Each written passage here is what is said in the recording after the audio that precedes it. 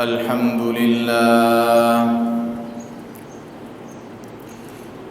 لله نحمده ونستعينه ونستغفره ونؤمن به ونتوكل عليه ونعوذ بالله من شرور أنفسنا ومن سيئات أعمالنا من يهده الله فلا مضل له ومن يضلله فلا هادي له ونشهد أن لا إله إلا الله وحده لا شريك له ونشهد أن سيدنا ومولانا محمدًا عبده ورسوله أما بعد فأعوذ بالله من الشيطان الرجيم بسم الله الرحمن الرحيم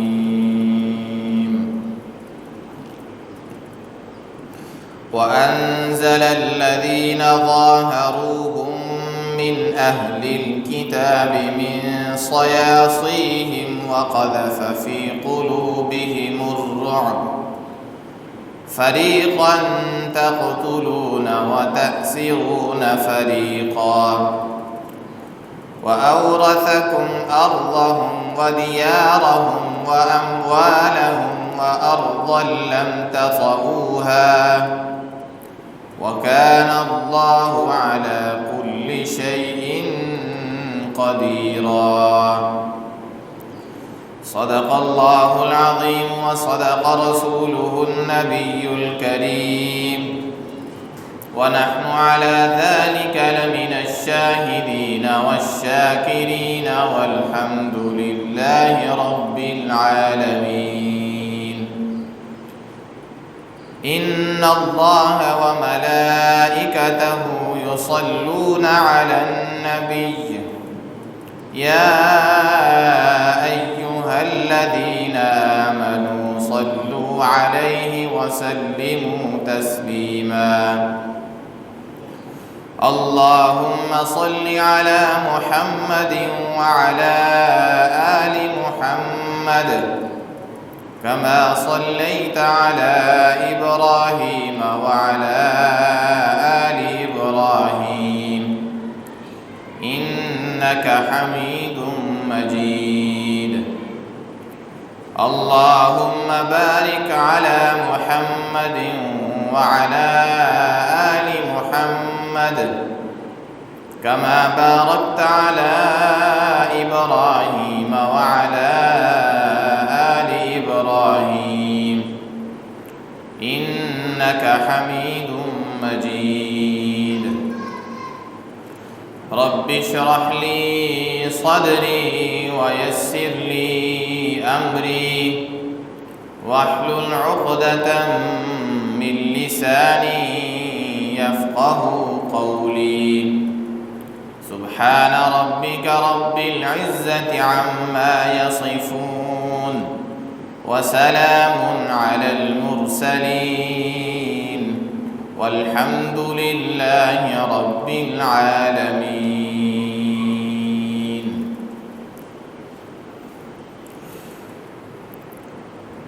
حضرات گرامی،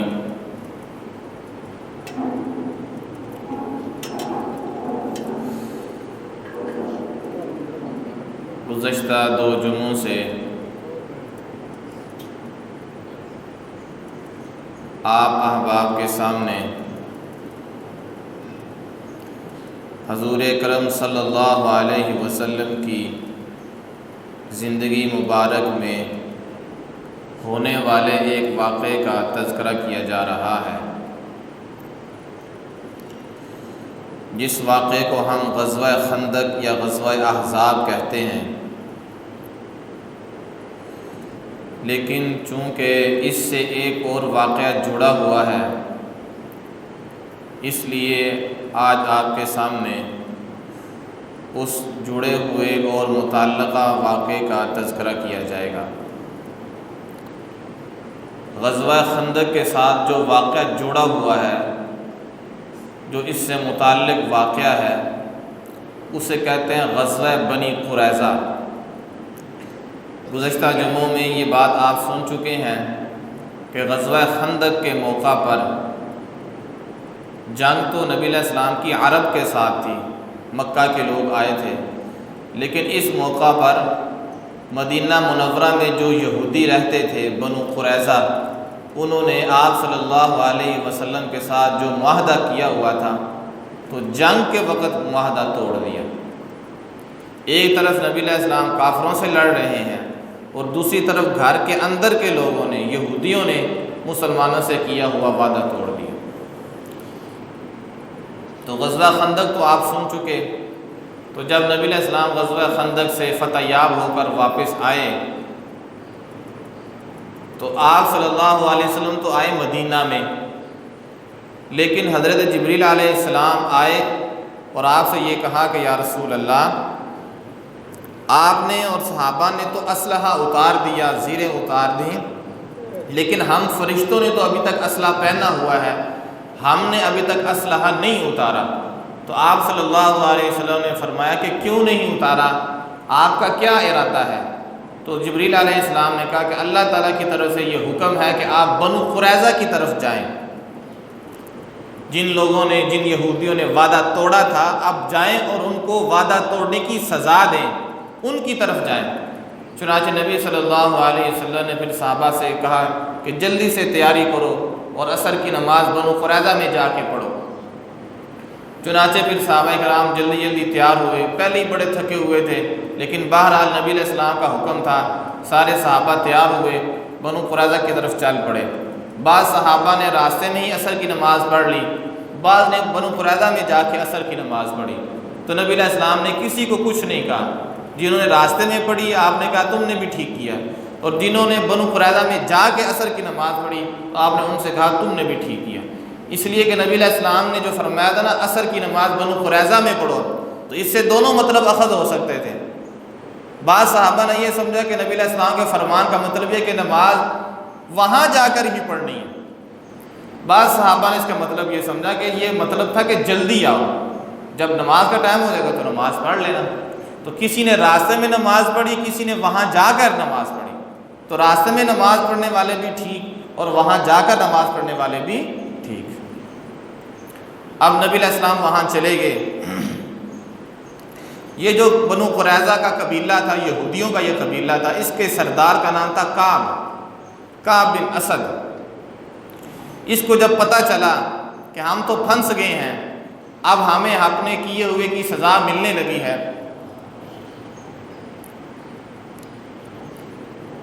تو انہوں نے نبی علیہ السلام سے کہا کہ آپ کے ایک صحابی ہیں جن کا نام ہے ابو لبابہ۔ نبی علیہ السلام کے ایک صحابی ہیں حضرت ابو لبابہ رضی اللہ تعالیٰ عنہ۔ جب نبی صلی اللہ علیہ وسلم غزوہ بدر کے لیے گئے تھے، غزوہ بدر کے لیے، تو آپ نے حضرت ابو لبابہ کو مسجد نبوی میں اپنا نائب بنایا تھا۔ بڑے پرانے صحابہ میں سے تھے، جو اول مرحلے میں جو مسلمان ہوئے تھے، یہ ان میں سے تھے۔ تو حضرت ابو لبابہ رضی اللہ تعالیٰ عنہ، چونکہ ان کے بنو قریظہ کے ساتھ کچھ تعلقات تھے، تو بنو قریظہ نے کہا کہ آپ کے اندر جو ایک بندہ نا ابو لبابہ، ہم اس سے بات کرتے ہیں تو آپ اس کو بھیج دیں۔ اب حضرت ابو لبابہ نبی علیہ السلام کی اجازت کے بغیر تو نہیں جا سکتے تھے، تو آپ صلی اللہ علیہ وسلم نے اجازت دی کہ جاؤ تم چلے جاؤ۔ جب حضرت ابو لبابہ وہ بنو قریظہ کے پاس گئے نا، ان کے گھروں میں، ان کے محلات میں، وہ سارے کے سارے کھڑے ہو گئے، عورتیں بچے رونے لگ گئے کہ یہ تو ہمارا پرانا بندہ ہے جن سے ہمارے تعلقات تھے۔ تو ان کے دل میں بھی تھوڑی نرمی آ گئی کہ ظاہر ہے وہ لوگ پریشان تھے نا، پھنسے ہوئے تھے، کیونکہ انہوں نے تو وعدہ توڑا ہوا تھا۔ تو ابو لبابہ رضی اللہ تعالیٰ کو دیکھ کے بڑے بڑے سردار کھڑے ہو گئے، بچے رونے لگ گئے، عورتیں بھی چیخنے لگ گئیں، بات چیت ہوتی رہی۔ تو بنو قریظہ کے لوگوں نے جو بڑے بڑے تھے، انہوں نے حضرت ابو لبابہ رضی اللہ تعالیٰ عنہ سے پوچھا کہ کیا ارادے ہیں نبی علیہ السلام کے، کیا کریں ہم؟ تو حضرت ابو لبابہ رضی اللہ تعالیٰ عنہ نے اشارے میں نا ایسے کیا،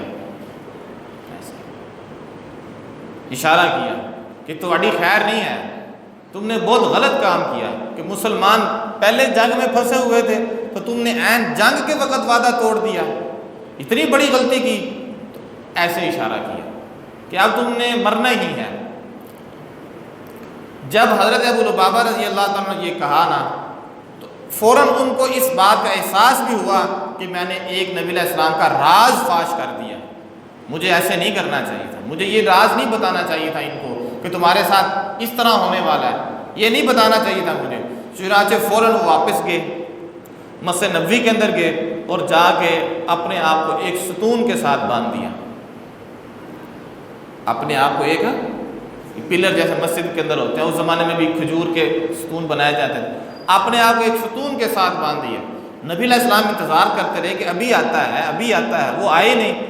بعد میں جب آپ کو پتہ چلا کہ وہ تو مسجد نبوی میں چلے گئے ہیں اور انہوں نے ساری بات بتا دی اور سارا واقعہ جب نبی علیہ السلام کو پتہ چلا تو آپ نے فرمایا اگر وہ میرے پاس آ جاتا اور میرے سے آ کے معافی مانگتا تو میں اللہ سے معافی مانگتا تو اللہ اس کو معاف کر دیتا، لیکن اب وہ چونکہ خود ہی چلا گیا ہے، اپنے آپ کو ستون کے ساتھ اس نے باندھ دیا، اب وہ جانے تو اس کا رب جانے۔ اب وہ اللہ سے معافی مانگتا پھرے، اللہ جب اس کو چاہے معاف کرے، میرے پاس آ جاتا تو میں اس کو معاف کر دیتا۔ اب یہ بہرحال پھر یہ انہوں نے اپنے آپ کو کئی دن وہاں رکھا، ان کی بیوی آتی تھی جب کوئی ضرورت ہوتی تو ان کو کھول دیتی، پھر ان کو وہیں باندھ دیا جاتا۔ تقریباً 5-6 دن یہ پھر ایسے ہی رہے تھے۔ اب یہ جب چلے گئے تو یہ جو تھے نا بنو قریظہ، مسئلہ تو ان کا چل رہا ہے کہ کیا بنے گا ان کا۔ جو ان کا سردار تھا نا کعب، جو میں نے پہلے بتا دیا، اس نے 3 باتیں اپنے لوگوں کے سامنے رکھی کہ مجھے 3 باتیں سمجھ آتی ہیں کہ تم 3 باتوں میں سے کسی ایک کو اختیار کر لو۔ پہلی بات تو یہ ہے کہ تم ان کا کلمہ پڑھ لو، مسلمان ہو جاؤ۔ دوسری بات یہ ہے کہ اپنے بچوں کو، اپنی عورتوں کو اپنے ہاتھوں سے قتل کرو اور پھر خود آ جاؤ میدان میں، آ جاؤ میدان میں۔ اگر تو تم مر گئے تو تمہارے بچے پہلے مرے ہوئے ہوں گے، عورتیں تمہاری پہلے مری ہوئی ہوں گی، تم بھی مر جانا، اور اگر تم جیت گئے تو پھر کسی اور عورتوں سے شادی کر کے اپنے اور بچے کر لینا۔ ایک یہ صورت ہے، اور تیسری صورت یہ ہے کہ ہفتے کا دن چونکہ یہودیوں کے ہاں تعظیم کا دن ہے، تو تم ہفتے کے دن کہ جب مسلمان یہ سمجھ رہے ہوں گے کہ یہ ہفتے کا دن ہے، یہودی ہم پہ حملہ نہیں کریں گے، تو تم ہفتے کے دن ان پہ حملہ کر دو کہ جب مسلمان بالکل بے خبر ہوں کہ ہفتے کا دن ہے، انہوں نے کون سا جنگ کرنی ہے۔ چنانچہ وہ جو سردار تھے نا، سردار نے تو یہ آپشن رکھی، لیکن آگے جو لوگ تھے انہوں نے کوئی بھی نہیں مانی، اور انہوں نے کہا نہ تو ہم نے کلمہ پڑھنا ہے اور نہ ہی ہم نے اپنے ہاتھوں سے اپنے بچوں کو قتل کرنا ہے، اور نہ ہی ہم نے ہفتے کے دن کی بے حرمتی کرنی ہے، اس لیے کہ ہفتے کے دن کی بے حرمتی ہی وہ گناہ تھا جس کی وجہ سے ہمارے بڑوں کو یہ سزا ملی کہ ان کو بندر بنا دیا گیا تھا، ہم یہ گناہ اب نہیں کریں گے۔ چنانچہ پھر آخر کار یہ فیصلہ ہوا کہ نبی علیہ السلام جو فیصلہ فرمائے، اگرچہ ان کو پتہ تھا لیکن بہرحال انہوں نے یہی طے کیا کہ آپ صلی اللہ علیہ وسلم جو فیصلہ فرمائے وہ ہمیں منظور ہے۔ آپ صلی اللہ علیہ وسلم جو فیصلہ فرمایا، آپ نے یہ فیصلہ فرمایا چونکہ یہ بنو قریظہ ہے، یہودیوں کا قبیلہ، تو مدینہ میں مسلمانوں کا قبیلہ تھا، اسے کہتے تھے قبیلہ اوس، یہ بڑا مشہور قبیلہ تھا، اس کے سردار تھے حضرت سعد رضی اللہ تعالیٰ عنہ، سعد بن معاذ۔ تو نبی علیہ السلام نے ان کو بلایا، جو وہ فیصلہ کریں گے ہمیں منظور ہے۔ حضرت سعد بن معاذ رضی اللہ تعالیٰ عنہ یہ صحابی غزوہ خندق میں حاضر ہوئے تھے، جیسے کہ آپ سن چکے ہیں۔ غزوہ خندق میں ان کو ایک راگ کے اوپر تیر لگا تھا، وہ راگ کے اوپر جا کے لگا جس سے خون بہت زیادہ نکلا، کافی زخمی تھے۔ مسجد نبوی کے اندر یہ اس وقت تشریف فرما تھے، تو نبی علیہ السلام نے ان کا جو خیمہ تھا مسجد نبوی کے اندر ہی بنا دیا تھا ساتھ ہی، تاکہ میں ان کی تیمارداری میں مجھے آسانی رہے۔ نبی علیہ السلام ان کا حال پوچھتے تھے۔ تو بہرحال نبی علیہ السلام نے جب یہ کہا نا کہ سعد بن معاذ جو فیصلہ کرے وہ منظور ہے، ان کو پھر مسجد نبوی سے سواری کے اوپر بٹھا کے لایا گیا بنو قریظہ، اور جب یہ یہاں آئے تو انہوں نے سب نے کہا یہ ہمارے سردار ہیں، بلکہ ان کے استقبال کے لیے بھی کھڑے ہوئے اور یہ سردار تھے اپنے قبیلے کے. انہوں نے آ کے کہا کہ بھائی مجھے پتہ چلا ہے کہ آپ نے مجھے فیصل بنایا ہے، تو کیا میرا فیصلہ نافذ ہوگا؟ تو سب نے کہا جی ہوگا، یہودیوں پر بھی ہوگا، مسلمانوں پر بھی ہوگا، خود نبی صلی اللہ علیہ وسلم پر بھی آپ کا فیصلہ نافذ ہوگا، کہ جو آپ فیصلہ فرمائیں گے وہ نافذ ہوگا. انہوں نے کہا میرا فیصلہ یہ ہے کہ ان کے نوجوانوں کو قتل کر دیا جائے اور ان کے بچوں اور عورتوں کو قیدی کر لیا جائے. جب انہوں نے یہ فیصلہ فرمایا تو نبی علیہ السلام نے فرمایا یہ صرف آپ کا فیصلہ نہیں ہے، آسمانوں کے اوپر ہمارے رب کا بھی یہی فیصلہ ہے. سعد نے وہ فیصلہ کیا ہے جو آسمانوں کے اوپر ہمارے رب کا فیصلہ ہے. رب کا بھی فیصلہ یہی تھا کہ ان لوگوں نے عین جنگ کے وقت مسلمانوں کے ساتھ وعدہ توڑا، اور جو لوگ مسلمانوں کے خلاف جنگ کرنے آئے تھے ان کو اسلحہ دیا، تلواریں دی، نیزے دیے، زیریں دی، گھوڑے دیے. تو عین جنگ کے وقت انہوں نے لڑنے والوں کا ساتھ دیا. تو اس لیے اللہ نے بھی ان کے بارے میں یہی فیصلہ کیا تھا کہ ان کے نوجوانوں کو قتل کر دیا. اور یہ بالکل صحیح سزا تھی ان کے لیے. چنانچہ پھر ایسے ہی ہوا، ان کے جتنے بھی نوجوان تھے سب کو قتل کر دیا گیا. عورتوں کو چھوڑ دیا گیا، بچوں کو بھی چھوڑ، ان کو قتل نہیں کیا گیا، سوائے ایک عورت کے جس نے ایک مسلمان کو قتل کیا تھا. وہ چکی کا پارٹ ہوتا ہے، وہ اس نے مسلمان کے اوپر گرا دیا جس کی وجہ سے وہ صحابی شہید ہو گئے. صرف اس عورت کو قتل کیا گیا، باقی کسی عورت کو قتل نہیں کیا. ان سب کو قیدی بنا لیا گیا اور ان کے بدلے میں پھر اسلحہ خریدا گیا. تو آپ صلی اللہ علیہ وسلم نے فرمایا سعد بن معاذ نے جو فیصلہ کیا ہے یہ کس کا فیصلہ ہے؟ رب کا فیصلہ ہے کہ ان کے نوجوانوں کو قتل کر دیا جائے. چنانچہ پھر ان کے نوجوانوں کو قتل کر دیا گیا. اب اللہ تعالیٰ کی طرف سے مدد کا مرحلہ ہمیں یہاں اس طرح نظر آتا ہے. یہ جو یہودی تھے اگر یہ اپنے قلعوں کے اندر رہتے تو کئی دن رہ سکتے تھے، کئی دن کھا پی سکتے تھے، اور مسلمان باہر سردی میں کانپ رہے تھے. مسلمان باہر سے سردی کے اندر، میں نے پہلے ہی بتایا غزوہ خندق سردی کے موسم میں ہوئی تھی، تو مسلمان تو پہلے سردی سے کانپ رہے تھے، اور ان کے پاس اندر اتنا سامان تھا کہ کئی کئی دن یہ اگر کھانا چاہتے تو کھا سکتے. لیکن ہوا کیا؟ اللہ فرماتے ہیں وَأَنزَلَ الَّذِينَ ظَاهَرُوهُمْ مِنْ أَهْلِ الْكِتَابِ مِنْ صَيَاصِيهِمْ وَقَذَفَ فِي قُلُوبِهِمُ الرُّعْبَ. ہم نے ان بنو قریظہ کے دلوں کے اندر، ان یہودیوں کے دلوں کے اندر رعب ڈال دیا تھا. یہ سب کچھ ہونے کے باوجود بھی ڈر رہے تھے. اگر یہ وہاں رہتے تو ان کے پاس بڑا سامان تھا، کھا پی سکتے تھے، مسلمان باہر سردی میں رہتے. لیکن اللہ فرماتے ہیں ہم نے ان کے دلوں کے اندر رعب ڈال دیا. یہ اپنے محلات سے نکلے. اللہ تعالیٰ کی طرف سے ایسا نظام پیدا ہوا، فرشتے جب آئے نا وہاں پہ تو فرشتوں کی طرف سے، اللہ تعالیٰ کی طرف سے غیبی مدد کے تحت ان کے دلوں کے اندر رعب ڈالا گیا. ان کے دل ڈر گئے، ان کے دل مرعوب ہو گئے. سب کچھ موجود ہے لیکن یہ ڈر پتہ نہیں کیا ہو جائے گا ہمارے ساتھ، پتہ نہیں کیا ہو جائے گا، ہم پتہ نہیں کہاں جائیں گے، ہمارا انجام پتہ نہیں کیا ہوگا. ایک طرح سے کیفیات اور اس طرح کے خیالات اللہ نے ان کے دلوں میں ڈال دیے، ڈر ان کے دلوں میں ڈال دیا. سب کچھ ہونے کے باوجود ڈر ڈال دیا. پھر یہ اپنے محلات سے نکلے. اللہ فرماتے ہیں فریقاً تقتلون وتأسرون فریقا، کچھ لوگوں کو تم نے قتل کر دیا اور کچھ کو تم نے قیدی بنا لیا. یہ اللہ تعالیٰ کی طرف سے ہوا نا. مسلمان تو باہر سردی میں بیٹھے ہوئے تھے لیکن ان یہودیوں کے دلوں میں اللہ تعالیٰ نے رعب ڈال دیا. سب کچھ ہونے کے باوجود، کھانے پینے کی چیزیں، سب آسائشوں کے باوجود ڈر ڈال گیا. وہ ڈر یہی تھا کہ یہ ایک نہ ایک دن ختم ہو جانا ہے، پھر ہم کہاں جائیں گے، ہمارا کیا بنے گا. اصل تو چیز یہ کہ بندے کا تعلق اللہ کے ساتھ مضبوط ہو. چیزوں سے تعلق تو پھر مشکل مرحلے انسان سے اٹھ جاتا ہے. آخر میں تو پھر اللہ ہی ہوتا ہے نا. پھر اللہ ہی ہوتا ہے جو اسباب، جو سکون کی چیزیں ہوتی ہیں اللہ ان سے بے چینی پیدا کر دیتا ہے، جو عزت کی چیزیں ہوتی ہیں اللہ ان سے ذلت پیدا کر دیتا ہے، جو راحت دینے والی چیزیں ہوتی ہیں اللہ ان سے تکلیف پیدا کر دیتا ہے. اللہ تو کسی چیز کا پابند نہیں ہے، اللہ اسباب کا پابند نہیں ہے. اللہ خیر سے شر نکالنے پر قادر ہے، شر سے خیر نکالنے پر قادر ہے، اس کے لیے تو کوئی مشکل نہیں ہے. تو سب کچھ ہونے کے باوجود اللہ فرماتے ہیں میں نے ان کے دلوں میں رعب ڈال دیا. یہ مجبور ہو کے کہ اپنے محلات سے اترے.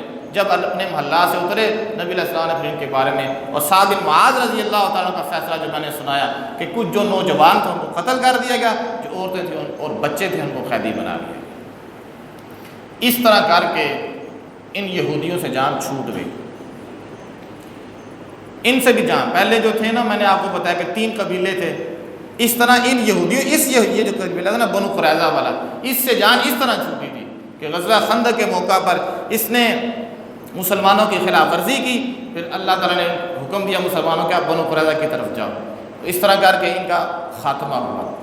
یہ جو حضرت سعد بن معاذ رضی اللہ تعالیٰ عنہ تھے، جب انہوں نے یہ فیصلہ کر دیا کہ ان کو کیا کر دیا جائے، صفحہ 80 سے ختم کر دیا جائے، اس وقت انہوں نے دعا کی۔ یہ دعا انہوں نے پہلے بھی کی تھی، اس وقت بھی کی، اللہ تعالیٰ سے دعا کی کہ یا اللہ آپ جانتے ہیں کہ میرا سب سے محبوب کام یہ ہے کہ آپ کے نبی کے دشمنوں سے میں جہاد کرتا رہوں۔ مجھے سب سے پسندیدہ کام یہ ہے کہ جو آپ کے نبی کے دشمن ہیں میں ان سے قتال کروں، میں ان سے جہاد کروں، میں ان سے لڑوں، یہ میرا پسندیدہ عمل ہے۔ سعد بن معاذ رضی اللہ تعالیٰ عنہ کہہ رہے ہیں یا اللہ میرا پسندیدہ عمل ہے، آپ جانتے ہیں کہ میں آپ کے نبی کے دشمنوں سے لڑتا رہوں، قتال کرتا رہوں، جہاد کرتا رہوں۔ اگر تو ان کا آپ صلی اللہ علیہ وسلم کے دشمنوں سے جنگ کرنا باقی ہے، آئندہ زمانے میں جنگ ہوگی، تو یا اللہ مجھے زندگی عطا فرما، مجھے زندہ رکھ، میں پھر یہ اپنا پسندیدہ کام کروں اور آپ کے نبی کے دشمنوں سے لڑتا رہوں۔ اگر مسلمانوں نے کافروں کے ساتھ اور آپ صلی اللہ علیہ وسلم کے دشمنوں کے ساتھ مسلمانوں نے ابھی تک جنگ کرنی ہے، تو یا اللہ مجھے زندگی دے ہی رکھ، مجھے زندگی دے ہی رکھ، مجھے موت نہ دینا، مجھے زندگی دے ہی رکھ، میں ان دشمنوں کے ساتھ جہاد کرتا رہوں۔ لیکن یا اللہ اگر آپ کا یہ فیصلہ ہے کہ آئندہ کے بعد مسلمان اور آپ صلی اللہ علیہ وسلم ان دشمنوں سے لڑ نہیں سکیں گے، کیونکہ اب درمیان میں خندق آ چکی ہے، اگر اب دوبارہ جنگ نہیں ہو سکے گی، تو یا اللہ میرے اس زخم کو جاری کر دے اور مجھے اس زخم کے اندر ہی موت عطا فرما۔ اگر جنگ باقی ہے تو مجھے زندگی عطا فرما، اگر جنگ ختم ہو چکی ہے تو مجھے موت عطا فرما۔ یہ کس نے دعا کی؟ سعد بن معاذ نے۔ یا اللہ اگر جنگ باقی ہے تو مجھے زندگی دے، میں اور لڑوں تیرے راستے کے اندر، اور اگر یہ جنگ ختم ہو چکی ہے، خندقیں چونکہ خود ہی جا چکی تھی، اب اگر جنگ نہیں ہونی تو یا اللہ پھر اسی زخم کے ساتھ اس زخم کو جاری کر دے اور اسی زخم کے اندر مجھے موت عطا فرما۔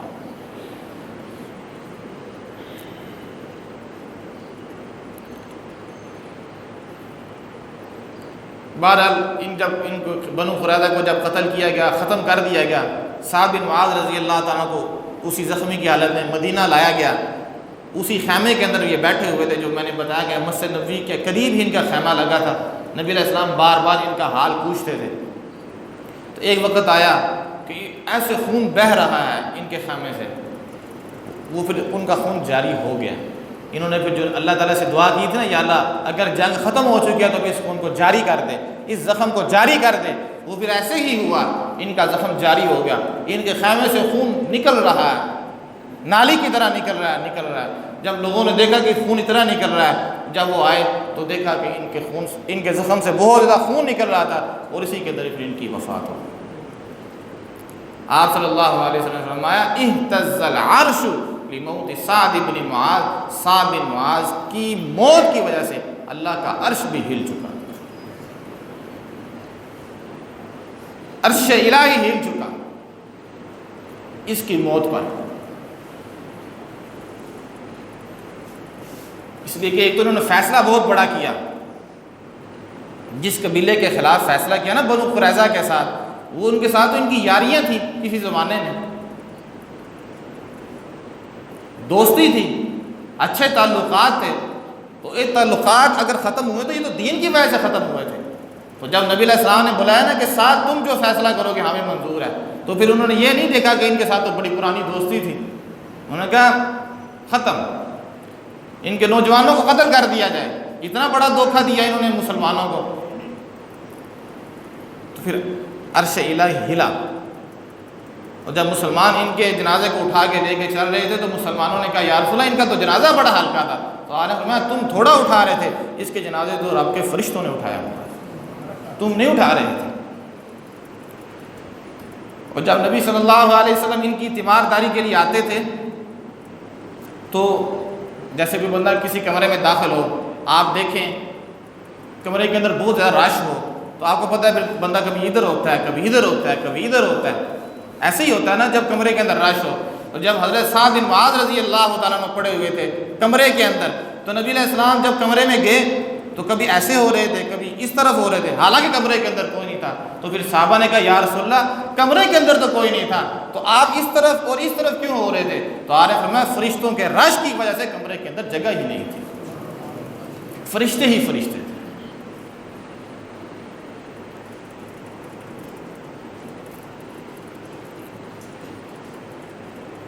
تو فیصلہ قربانی کے اوپر ہوتا ہے کہ آپ کتنی بڑی قربانی دے سکتے ہیں, اللہ کے لیے آپ کیا قربان کر سکتے ہیں, کتنی بڑی آپ اللہ کے لیے قربانی دے سکتے ہیں, اس پہ فیصلہ ہے. ان اللہ اشتری من المؤمنین انفسهم واموالهم بان لهم الجنہ. مومنوں کی تو یہ شان ہونی چاہیے کہ وہ اپنا سب کچھ دے دے, اپنی جان اپنا مال اللہ کو دے دے اور اللہ سے اس کے بدلے میں جنت لے لے. یقاتلون فی سبیل اللہ فیقتلون ویقتلون. مومنین اللہ کے راستے میں لڑتے ہیں, اللہ کے راستے میں اپنا سب کچھ قربان کر دیتے ہیں, کبھی خود قتل ہو جاتے ہیں, کبھی دشمنوں کو قتل کر دیتے ہیں. ومن اوفى بعهده من اللہ فاستبشروا ببیعکم الذی بایعتم بہ. اے ایمان والو, جو تم نے اللہ سے یہ وعدہ کر لیا نا, اگر تم نے اللہ سے یہ معاملہ کر لیا کہ تم نے اللہ کو اپنی جان دے دی, اللہ کو اپنا مال دے دیا اور اس کے بدلے میں اللہ سے جنت لے لی, تو تم خوش ہو جاؤ, تم نے بہت بڑا سودا کر لیا ہے. تم خوش ہو جاؤ, تم نے بڑی عظیم چیز اللہ سے لے لیا. بدلے میں صرف مال دیا ہے دنیا کا, بدلے میں صرف تم نے اپنی جان دی ہے, وہ بھی تو اللہ نے ہی دی تھی, تم نے خود تو پیدا نہیں کی تھی. تم نے یہ چیزیں دے کے اللہ سے جنت لے لی, تم نے بہت بڑا اللہ سے سودا کر لیا. وذالک هو الفوز العظیم. یہ بہت بڑی کامیابی ہے. تو اس طرح اللہ تعالیٰ نے بنو قریظہ کو ذلیل و رسوا کیا مسلمانوں کے ہاتھوں, ان کے دلوں میں رعب ڈالا, وہ باہر نکل گئے.